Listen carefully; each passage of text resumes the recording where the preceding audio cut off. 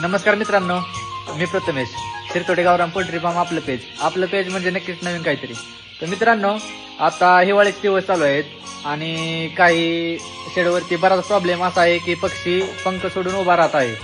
तर त्यासाठी मित्रांनो वायमराल तुम्हाला दाखवत होता. वायमराल फोर्ट हे मल्टीविटामिन देणं गरजेचं आहे, कारण त्यामध्ये vitamin A, vitamin D3, vitamin E आणि विटामिन B12 असे बरेच घटक यामध्ये ऍड आहेत. तर विटामिन डी हे कॅल्शियम ऍब्सॉर्ब करण्यासाठी करतात. विटामिन ए ही डोळ्यासाठी चांगलं असतं आणि विटामिन B12 हे पक्ष्यांना ब्लड सर्क्युलेशनसाठी चांगलं असतं. तर आपण वायमराल फोर्ट हे देऊ शकता.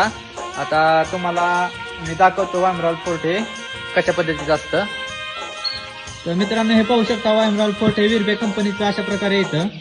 तर हे औषध आपल्याला लहान पक्ष्यांना 5 ml 100 पक्ष्यांसाठी द्यायचं आहे आणि 15 ml हे 100 पक्ष्यांसाठी, मोठ्या पक्ष्यांसाठी द्यायचं आहे.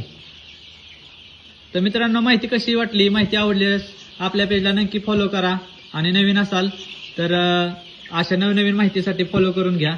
धन्यवाद मित्रांनो.